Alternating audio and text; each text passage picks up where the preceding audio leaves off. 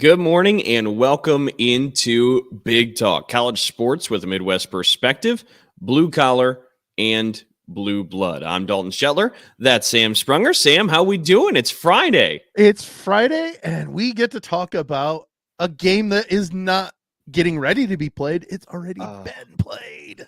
So refreshing. The only bad news about it is, to me, this kind of means the summer's over. I mean, that's the bad news of it, but football being back is always a sight for sore eyes. And you're right. We had a Big Ten football game last night we're going to be talking about here in this show. We got another football game in the Big Ten Conference coming up tonight, and we have a bunch coming up on Saturday. Now, granted, these are not the sexiest of games coming up this weekend. It doesn't matter. No, I think you're absolutely right. But just a disclaimer, because I looked at the schedule for this week and next weekend for Big Ten football, and I was like, "Ooh, let's see what's maybe the matchup of the week." And I'm like, "Oh, there's not a lot to pick from here, huh?" There isn't one. There are even a couple of Big Ten games that, like the one we're going to talk about, and then there's another one that's on the docket this week, and they're just not good matchups.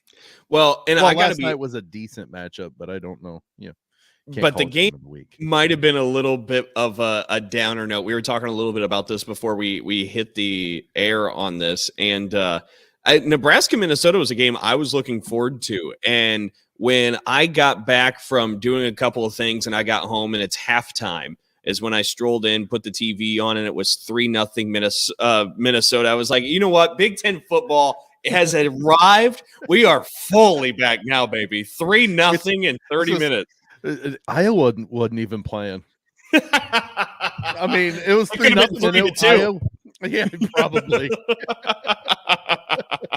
But yeah, 3-0 at halftime. I was like, this is the stuff. This and is then what how we've Nebraska been waiting for. Scores their touchdown is just bizarre.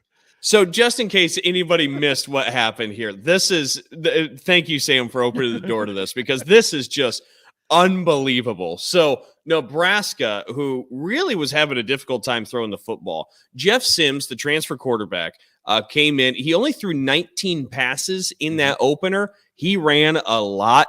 Nebraska's going to be pounding the football all season long. And kind of deservedly so. Jeff Sims had 3 interceptions in this game, one on a potential game-winning drive that set Minnesota up for the game-winning field goal. But going back to the first touchdown scored that Sam's talking about, it was a sweep to the right. So they toss out wide to the far side. The running back then decides to throw across the field to Jeff Sims as it was set up. So Jeff Sims tosses, runs to the other sideline. The ball bounces like 17 times. Like you're sitting there and you're thinking, oh, what a disaster this is getting ready to be. Like it's a fumble. Somehow Sims on like the 4th hop catches it clean off the ground, looks downfield and has Alex Bullock wide open on an island in the end zone and just fires a missile to him. It was the most ridiculous touchdown. He followed his job. And the thing is all the Gophers thought fumble, we're getting to the ball. Well, he's standing out there by himself. You know what? That's probably though the hardest catch to make when you're that wide open, the hardest throw to make because he's that wide open. So it's impressive, but of course, that's how they score their touchdown. Yeah, I thought, and you have that being impressive. The most impressive part to me was how Sims somehow picked up that bounce so clean. And then the other part, you bring up a great point that I hadn't thought of until just now. We should live this play through the perspective of Bullock, who's sitting in the end zone, watching his quarterback have a fumble, and he's like, oh, no. This is my one chance. He's just standing there in the end zone like, let's see what happens. And then he just sees him somehow pick it up like a shortstop. He's like, oh, hey, I'm open. I'm here still. That's a great way to experience that play. That was something else. But so Nebraska scores that touchdown, makes it 7-3. We exchange a Nebraska field goal. By the way, they called that play the Osborne. Fitting. Yeah. Fitting. So we get to 10-10, and the final drive, Nebraska's got the ball. They're moving around midfield. I think just maybe on the other side even. And Tyler Nubin, the Gopher safety, gets his second interception of the game and sets up Minnesota to be able to drive down and kick a long field goal. I think it was 46, 47 yards. They win it as time expires, 13-10. And for whatever reason, I don't know how Nebraska has upset God or anything else, but Nebraska just cannot win close games. It doesn't even matter at this point who's the head coach. And I mean, I'm obviously playing a bit of a bit there, but because I do have confidence in Matt Rule. It's not fair to say that he's not going to be able to win close games. First game under his belt. That's all it was at Nebraska. But the more you look at it, you're just like, how does this keep happening to one team? Well, I don't know, because you remember the year, but Scott Frost's last full year, they lost 6, maybe even 5 or 6 games under a touchdown. So all within a possession of winning those games. It blows my mind, because they're snake bitten to get out, because even last year, there were games they were blown out of. Don't get me wrong. They were not a tough team, but they still had some of those games that they could have won 2 or 3 more games last year just on one possession. And then you kick off the season this year and lose in that fashion. And I tell you that the play of that drive for Minnesota on that field goal, winning field goal drive, was the last play right before the field goal. Fleck knew he had a timeout, so they ran a draw play and got the essential yardage, because of course Nebraska's thinking they're throwing and not thinking, oh, they have a timeout. So they're dropping into coverage. That draw play got them the essential yardage right there. Huge. So I want to talk about that in a moment, but going back to this Nebraska point, because as I sat there and watched that second half, what I was thinking about was, with Matt Rule coming in for his first game at Nebraska, you can see that there's a culture reset happening with Nebraska. And in that game, you saw a lot of kind of just unexcused penalties, a lot of undisciplined penalties. And that's something that's existed for a few years at Nebraska. And you can see Matt Rule is trying to weed that out. And I have confidence he will. He will end up weeding that out. We've seen, as soon as he showed up, Miles Farmer, the defensive back, who is the team's second leading tackler last year, he suspended, and Farmer said, well, fine, I'll leave. And he hit the transfer portal. Don't let the door hit you on the way out. I mean, Rule is in the middle of really trying to clean out some of those bugs with that program, and I think he will, but you could see they're still there for year one. Now, they always were there when he was at Temple and Baylor for year ones as well, and before he eventually turned him around. So his track record is impeccable at the college level. 100%. So I think this will get fixed, but you could see there's still those issues lingering over a little bit and existing with Nebraska for the time being anyway. Not everybody can clean house like Coach 21. That's right. That's good. Yeah. By the way, watching that game on Fox, that's all I saw for a commercial was just them promoting that game with Colorado coming up. That was the entire marketing plan. Soon to be a Big 12 matchup. Yeah, fair enough. Fair enough. But so no, and you talked about Minnesota running that football on third down, which you're right. I think you're spot on. But more macro level, I was surprised. I didn't think Ethan Kaliakmanis had a great game. No, he didn't. And I was surprised how ineffective Minnesota was at running the football for the entirety of the game. And I think without that, I don't know what to think of the Gophers in this 23 season. I mean, we knew coming in that Tanner Morgan is gone for this is PJ Fleck's 7th year as the head coach at Minnesota. First year without Tanner Morgan. First year without Tanner Morgan. That's insane. But we knew he was gone at quarterback. Right. Mo Ibrahim, the school's all-time rushing leader, we knew he was gone. There were some questions or some players that need to be established. And that rushing attack, I think, let me pull up how much they had for the entire game, but I want to say it was around 55, 65 yards. I wanted while you're looking that up, the 55 yards. Yeah, at one point, and shoot, what 12 of it came on that that draw player. Yeah, But at one point, midway through the third quarter, they showed the pass rush breakdown. And last year, Minnesota ran the ball 65.6% of the time. Okay. And last night at that point, when they were showing that, they had thrown the ball 26 times and ran the ball 19. Yep. It's a different Minnesota. And I think you're right. You don't have Mo anymore, but at the same time, you've got a culture that you're a run team, 2/3 of the time.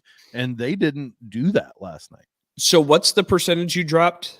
I believe it was 65.6% of the time last year they ran the ball. So last night, Minnesota threw the ball 44 times, ran 25. That's throwing the ball 63.8% of the time. I mean, it's almost the same number, just the other way around. And the kicker is he wasn't that good passing either. No, Minnesota did not play a great game. Correct. They were opportunistic and forced the turnovers when they needed to. I would say defense played well. Yes, absolutely. I'm talking about their offense on that. No, I know, but I just thought that was a fair clarification because I think defense played well. I agree.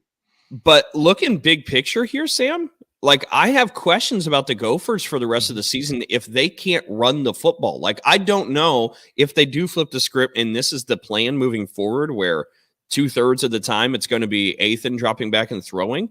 I don't know how successful Minnesota is going to be.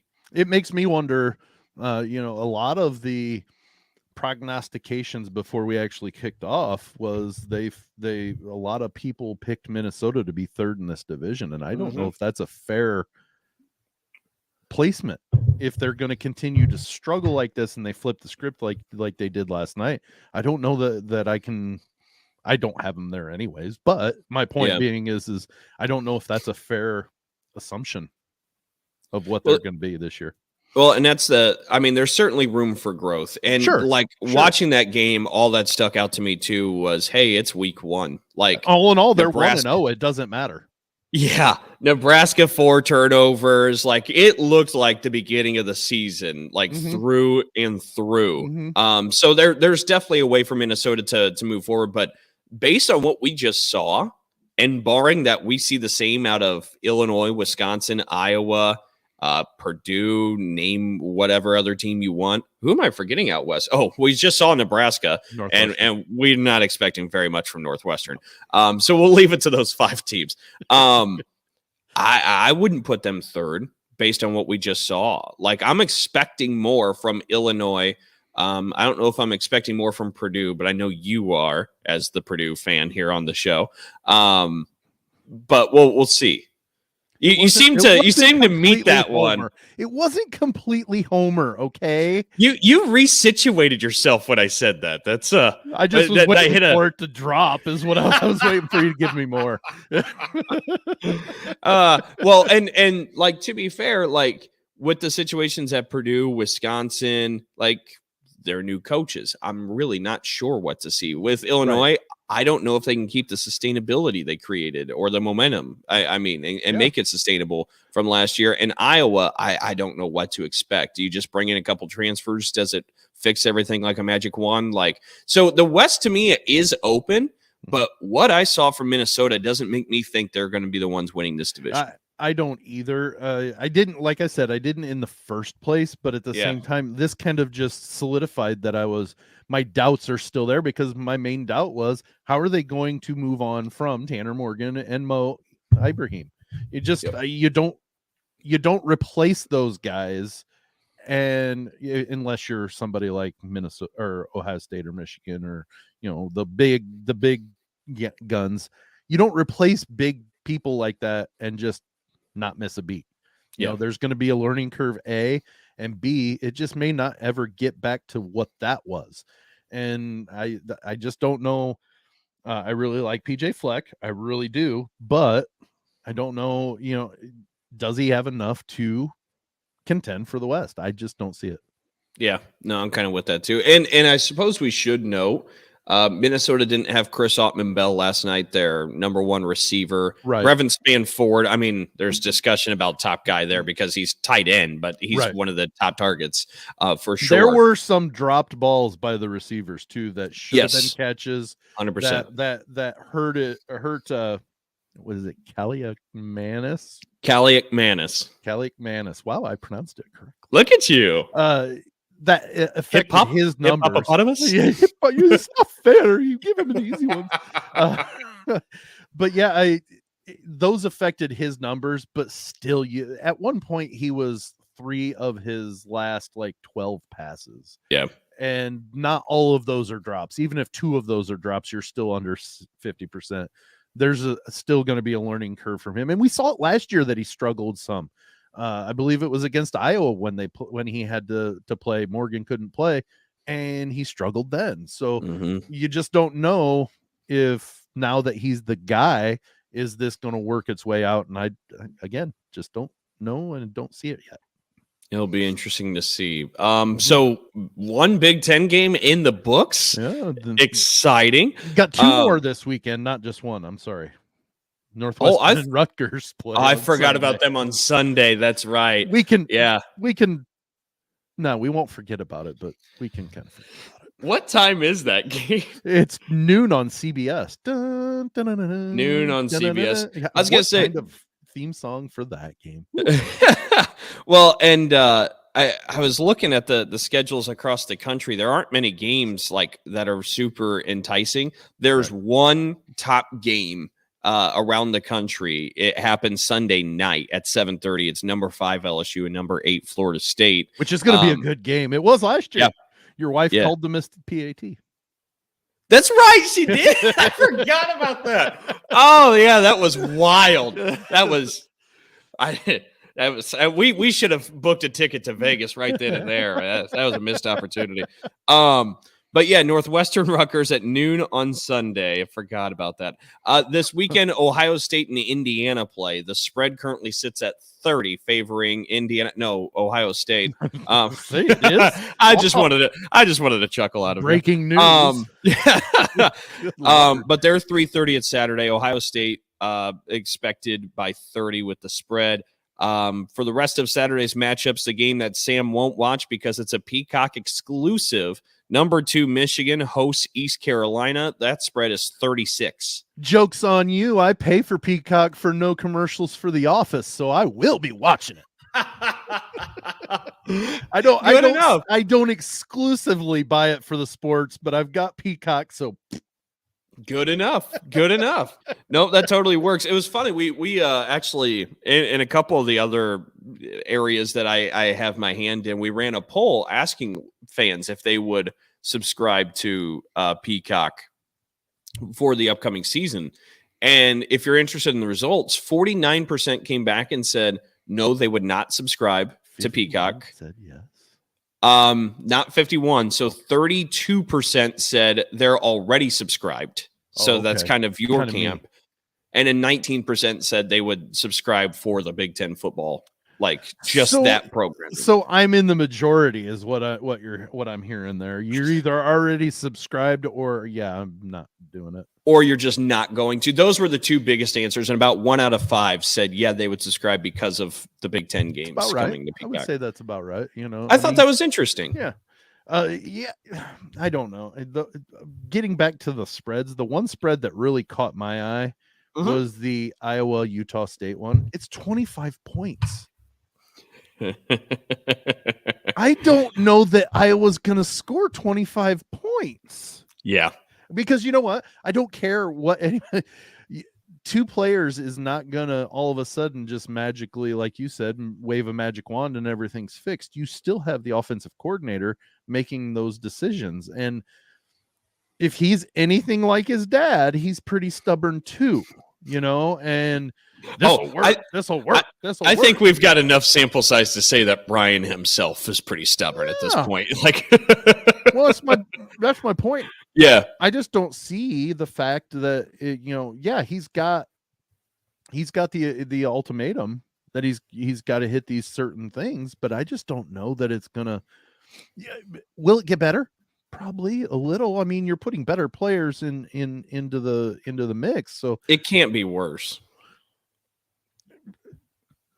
I would think not, but they could average 0 points on offense. I mean, that is a possible, but yeah, I agree. It can't get any worse, so it's going to only get a little bit better, but I don't know that it's going to get that much better with only 2 players. That McNamara is he still iffy? He was questionable last week on whether he was going to even play. Should be fun to see. It's going to be a really fun year. Honest to goodness, I was one of the most fun teams for me to tune in and watch, just because like you'd never really know what to expect. Chocolate. You never know what you're going to get. Like, I do enjoy tuning them in, and so I'll be doing that on Saturday as they play Utah State with that spread you mentioned. I'll pay attention to it. I don't know that I'm going to watch it. Fair. Purdue plays Fresno State. That's at noon on Saturday, 3.5 spread. Number 19, Wisconsin hosts Buffalo. That is at 3:30 Saturday, 28-point spread. Maryland will host Towson. Number 7, Penn State hosts West Virginia. That's a 20.5-point spread. The next game you're about to say, I think, is going to be the best one of the bunch. Illinois and Toledo?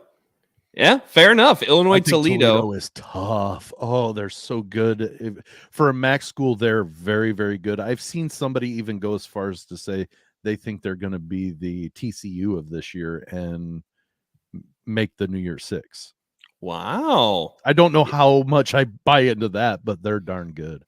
And they got the spread at 9.5 in favor of Illinois, but yeah, that might be one to make sure you tune in out of this Big Ten slate. And then we didn't mention that tonight we have a little bit more football. Yes. Michigan State will host the Chips of Central Michigan. That's at 7 o'clock. That one kicks off from Spartan Stadium in the 100th year of Spartan Stadium. Wow. So that's a pretty special event. Any special uniforms going on tonight? Like back to the leather helmets? That would be really cool. That would be a story.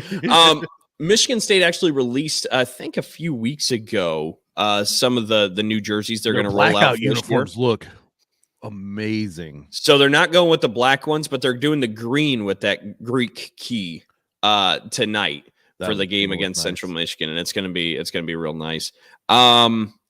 But wanting to take a look at that game at 7 o'clock. See what Michigan State is. I mean, heading into this year, we've talked a lot about a lot of other teams. We haven't talked a ton about Michigan State. And honestly, that's because we got to kind of figure out what Michigan State is at this point.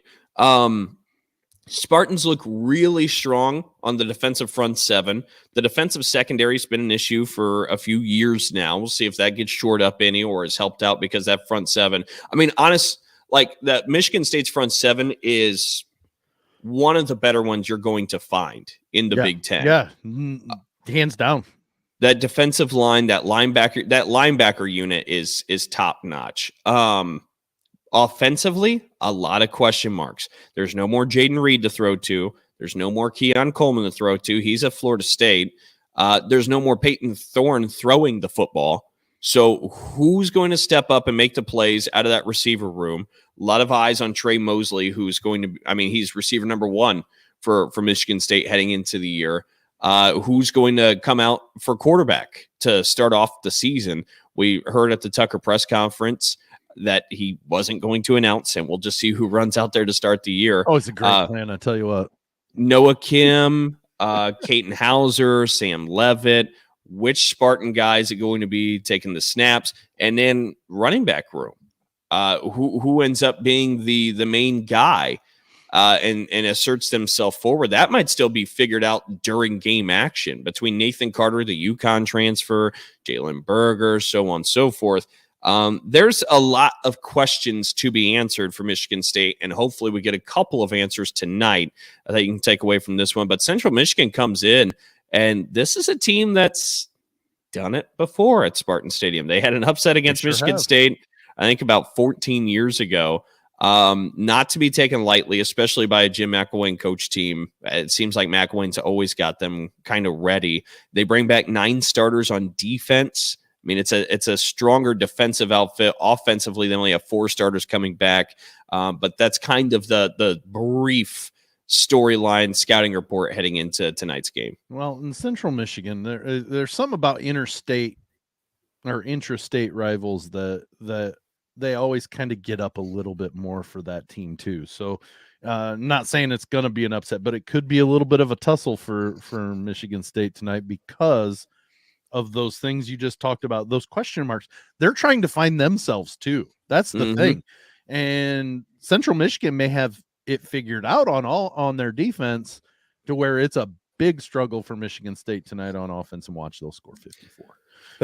Well, and we talked about Minnesota just a little bit ago, and we said, Minnesota, we know there's no more Tanner Morgan. We know there's no more Mo Ibrahim. I mean, somewhat parallel to what's happening with Michigan State, where it's just a case of some guys have to step in and establish themselves in roles. And until you do it, there's always going to be the uncertainty. Well, and that's why you get placed where you are, because everybody has those question marks about you. Yeah. You just have to make the statement about yourselves. Yeah. So it'll be interesting to see, because For sure. some receiver is going to announce themselves. Some running back, hopefully, is going to take the inside track on the backfield and RB1. kind of start to assert themselves maybe as RB1. Somebody's going to be quarterback 1. Like, we're going to figure things out, and you just hope it goes a little bit smoother and a little less tension-filled than what Minnesota just went through last night as they're trying to get their guys established for the 2023 season. But something else we wanted to get to. Sam, I understand we for the farewell tour of the divisional farewells. Yeah, of the divisions in Big Ten football, we're giving predictions. And from what I understand, you had a doozy. I will quickly and briefly revisit my my picks. I guess is I have one team returning to Indianapolis from last year's Big Ten championship game, and it is not the Michigan Wolverines. So you're going with Purdue. I am, and we Tony and I talked about it. I think Hudson Card's going to be a lot better than what anticipated. I think with his showing against Alabama last year, the fact that he was pretty strong against a team, even though it was a down year for Bama, I guess. I don't know. They didn't play in the playoff. That's the worst year they've had in a decade. Horrible. But I think with that, the fact that Ryan Walters is changing the culture. We talked about Matt Rule at Nebraska. That was Purdue's problem last year, as I think they played more for me rather than we. And I think Ryan Walters is trying to change that, especially on the defensive side. If we remember, they had Penn State beat until they had a couple of defensive penalties that were just stupid and all about me. And they would have beaten Syracuse if it weren't for a couple of stupid defensive penalties that were all about me. And I think he's changing that defensive culture to what he had, or is trying to get it to what he had in Illinois. And the fact that Graham Harrell is taking the offense and running the offense, if Ryan Walters can get away from the not the prototypical, but the example of the defensive coach taking over a team and becoming all of a sudden an offensive coach, if he keeps his hand out of that and worries about his defense, runs the show, but worries about the defense more and lets Harrell do what he does on the offense, I think they win more games than what they're projected, and I think they win the right ones to take the West. So there's a lot to unpack from here. By the way, so you got Purdue winning the West. Who do you have winning the East? Penn State. Okay, Penn State. I predict that Purdue beats Ohio State like they have in so many other, and it is a hammer down cancer night again at Purdue against Ohio State. But then I think I say Purdue beats Ohio State, then Penn State beats Michigan, and Michigan beats Ohio State. So therefore, Penn State gets the tiebreaker over Michigan and goes to Indy. Somebody needs to clip this. Look, I'm not advocating that they come after Sam, but and you know what? No, Like, we're gonna clip it just so when it happens. it's the same approach I have on the golf course for a short par 4. Nobody ever remembers the guy who laid up. That's right. Go for it. Everybody Go ahead or go home. remembers when you drive the green on that par 4. So I get it, man. Going out there, I appreciate the boldness of this take of So Purdue beating therefore, Ohio State again. Purdue Penn State in the Big Ten championship game. I'm not going to predict a winner until it happens. And by the way, I'm not super anti the Hudson Card endorsement. I think Hudson Card's going to do some nice things at Purdue. I do have questions about who he's throwing the ball to now that Charlie Jones and some of the big playmakers are gone. Like, somebody's going to have to establish himself in that room. I think there's a couple of teams in the West that I like more. I can't see Purdue getting there, but I'm not going to knock you down a peg. This is the beauty of starting off a season, Sam. Everybody's undefeated and everybody's feeling good. From last year. Yeah, that one blew up in my face. Yeah. I knew too that same, I took the same thing. We talked about it when we were picking last year. And we said, you know what? Nobody remembers if you take the obvious pick. You got to go out there. That's right. So therefore, and hey, it's bold, but if it hits, you darn well know I'm taking that clip and putting it up all over the place. You should. Mine spontaneously combusted, but if yours works, I am happy for you. Mine got a coach fired. Yeah, you're right. And you know what? I think maybe I'll go find that clip and put what you just said right there and send it to Scott Frost so he can come knock on your door. Yeah. You Dalton Shetler. I'm going to be on the Frost list. I don't want that. Steve Buscemi from Happy Gilmore. Yeah, right. Yeah, that's kind of what I was thinking. But I did want to point out too, since we were talking Purdue, this just rang in my head. Aiden O'Connell, the guy who Hudson Card is replacing, wore the best shirt ever. Yes. Okay. I was curious if you had seen this. Yes. So you're a Super Troopers fan then as well, right? For sure. Movie? Okay. Yes. So, and for some of our listeners, viewers, Aiden O'Connell's rocking the stash, right? So he's got a stash going across. Yeah. Yep. Just the stash. He's now with the Las Vegas Raiders. And he wore a shirt recently that says, "I may look like Farva, but I play like Favre." And I thought that had me cracking up. That was so well done for Aiden O'Connell. The fact that it's a straight-on shot of him, and he looks like Farva. He does. A skinny version of Farva. Oh, my goodness. A liter of cola. But yeah, no, that I wanted to bring that up. I didn't know if you had seen that. Oh, for sure. Oh, yes.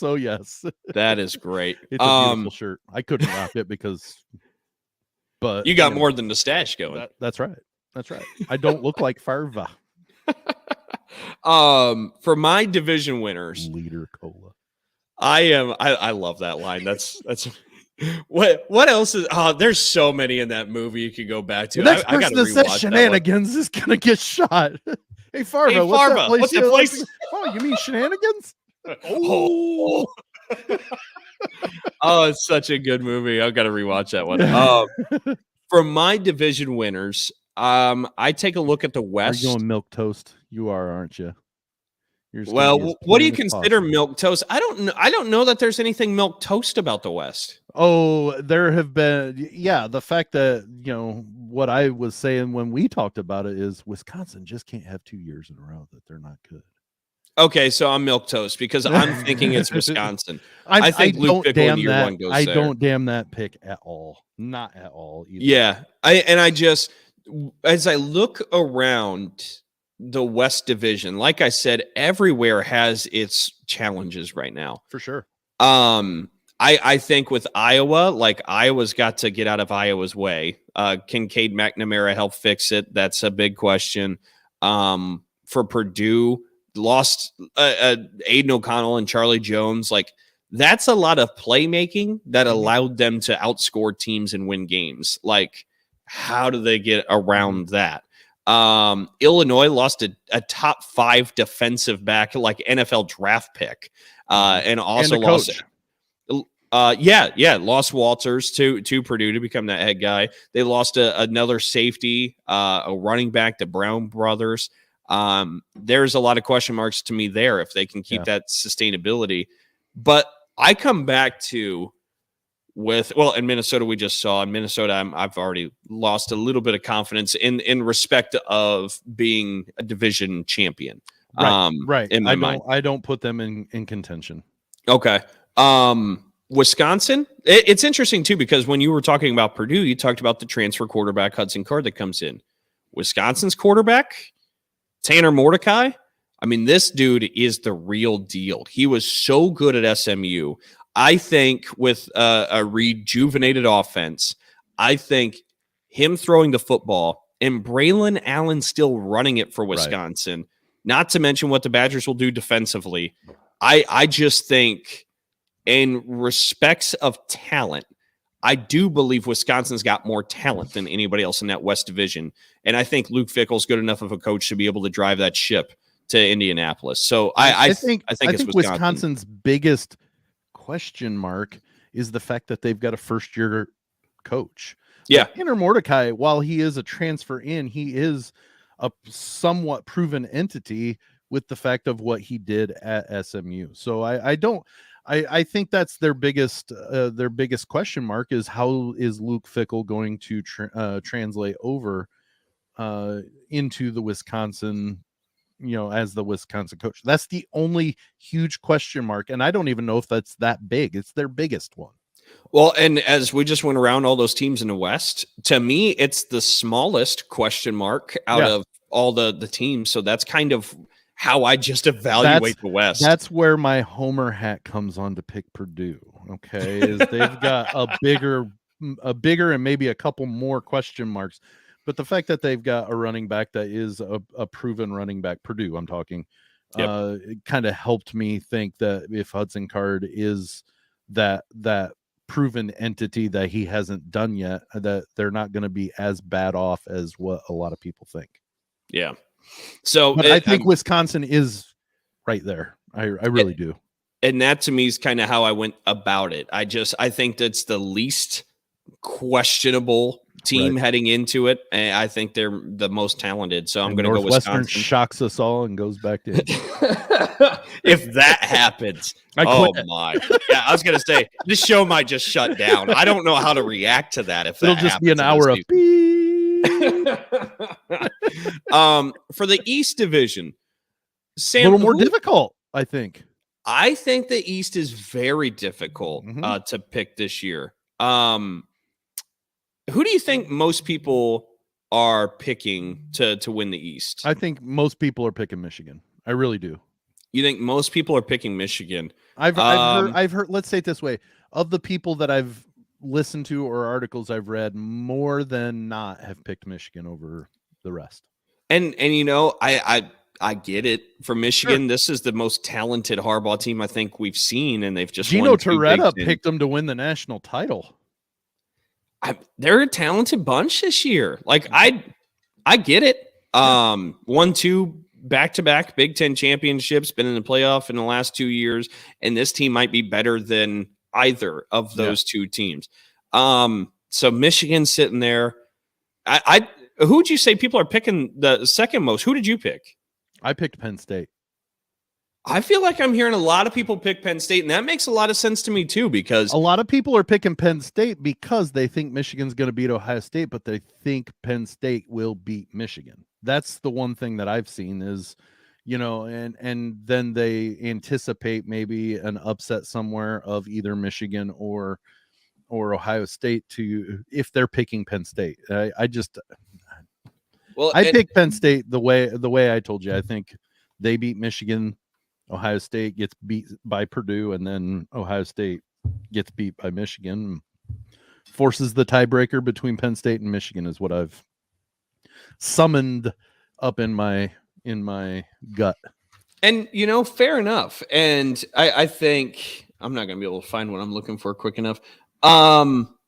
But I think with Penn State's defense, I was trying to pull up the exact rankings, but Phil Steele's got each defensive unit in the top 5 or 10. Right. Like, I mean, it's a lights out defense. They bring back Nicholas Singleton in the backfield. They bring back a potential top 3 pick in the NFL draft next year in Olu Fashanu at left tackle. Mm-hmm.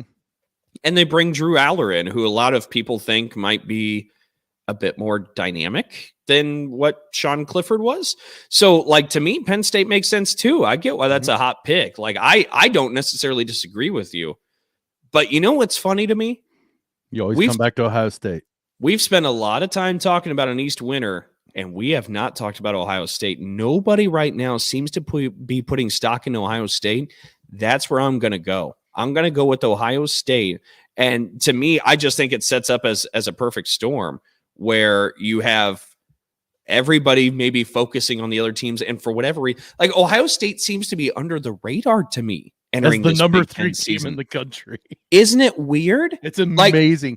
I've seen more people pick Penn State than I have Ohio State. Yeah. And so that's why I'm going to go Ohio State. Like, to me, like, if there's that little attention, this talent of a team, I mean, they got maybe one of the best players in the country, Marvin Harrison. Well, definitely one of the best, but maybe the best in Marvin Harrison Jr. They have 2 of the top 3 receivers of the ranked receivers. Yeah. Marvin Harrison Jr., Emeka Ibuka. I had a harder time deciding the East than I did the West. And don't get me wrong, agreed. I went crazy on my pick in many people's eyes with my West pick, but I had a harder time figuring out the East than I did the West. Yeah.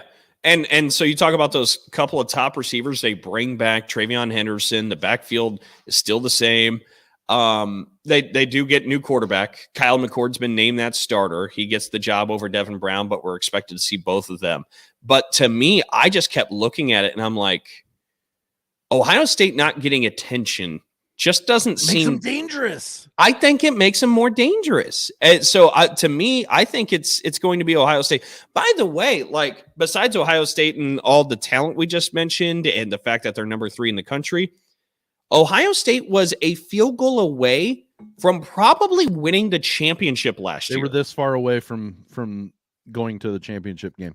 I think people have already forgotten that they were lining up for a game-winning field goal against Georgia on New Year's Eve. And if that goes in, to me, I don't have a doubt in my mind they're beating TCU in that championship game. Yep. Like, I mean, Georgia steamrolled them. Honestly, the surprise to me was that Michigan kind of let that game get away from them against TCU.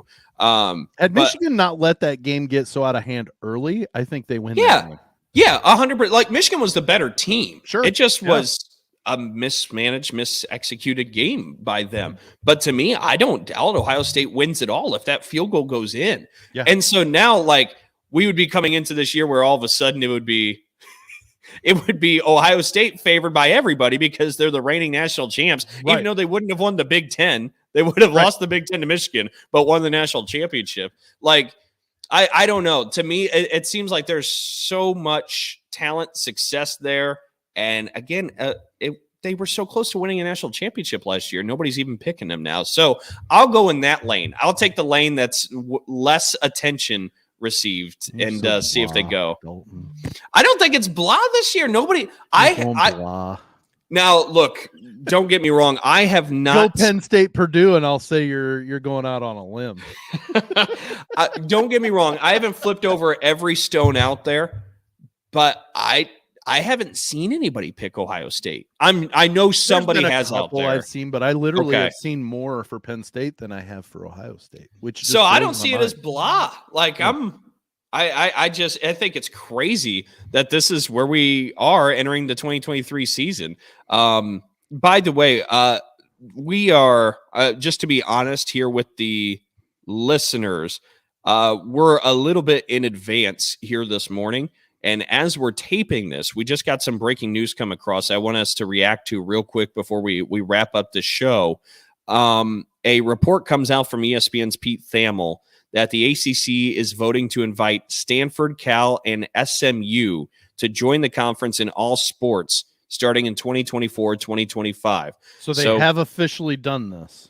That's according to this breaking news report by Pete Thamel that the ACC has officially voted and they've passed to go ahead and invite Stanford, Cal, and SMU. Now, what took them so long?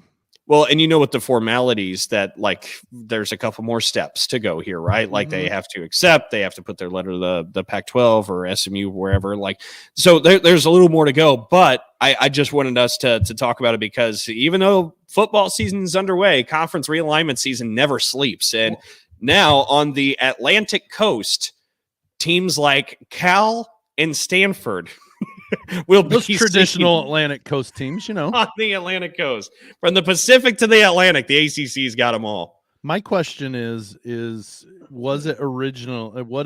Is the agreement and the offer or what it originally was for teams like, or for schools like the SMU, where they're not going to get a media share for like 6 years, all because they get a little patch that says they're part of the ACC? I mean, I don't know that it. Again, we just got a text from Tony telling us the same thing. He's always there. I don't. Is it just the prestige for SMU if that's the case? To move to the ACC, like why SMU would go? If it's the original, like last week, Tony and I were talking about it, and what the ACC was offering SMU was you don't get a media share for like 6 or 7 years. Yeah. What good does that do at SMU other than we're part of the ACC when they're recruiting? Yeah, and this is kind of why I wanted to mention too that, I mean, we're a little bit ahead of the curve. Like this just broke when we are taping, so we don't have all the information because I don't believe that's been released in that report. But that's a great, like, that's my next logical question as well. What does the percentages look like? What is the revenue share for those schools as they join in? Because I mean, Cal and Stanford have just been so desperate. They're like, just please take us. For crying out loud, Cal has a mortgage payment to make of huge amounts for like the next 80 years. They need a conference and they needed it like yesterday. So I get that they're desperate for a conference. I don't know if it was as desperate for Stanford, but maybe it's one of those that it makes sense for them. I really, honestly, I still, until the ink dries on the paper and it becomes official, I still think they were in contention for the Big Ten. But that's just me. Again, I picked Purdue. But no, I just thought it was important to talk about. We'll probably end up talking about it a little bit more next week as more information comes out. But just wanted to get our honest reaction to Cal and Stanford finally finding a home, as does SMU. Well, good for those traditional Atlantic Coast teams to finally fit in with a conference that the other teams fit so well with. And my question is there, not that it's been valid, reports, but the rumors were that, like, if they could get, if the ACC could get a couple of, or the teams or the schools from the ACC could get a couple of more schools to sign to the nullification of the grant of rights, that might be out the door anyways, and there might be teams leaving. Yeah. Oh, and teams do want out of the ACC. Yes. That contract is just, it's brutal. And I just want people who maybe haven't been fully paying attention to the storyline to understand it's not Jim Phillips's fault. Jim Phillips, the commissioner of the ACC, walked into a situation where he has a TV contract that takes him to 2036 as ESPN is just laughing in a corner. Well, yeah, because they're just locked up. This was however many years ago they signed it. It was that money. Those were big numbers, excuse me.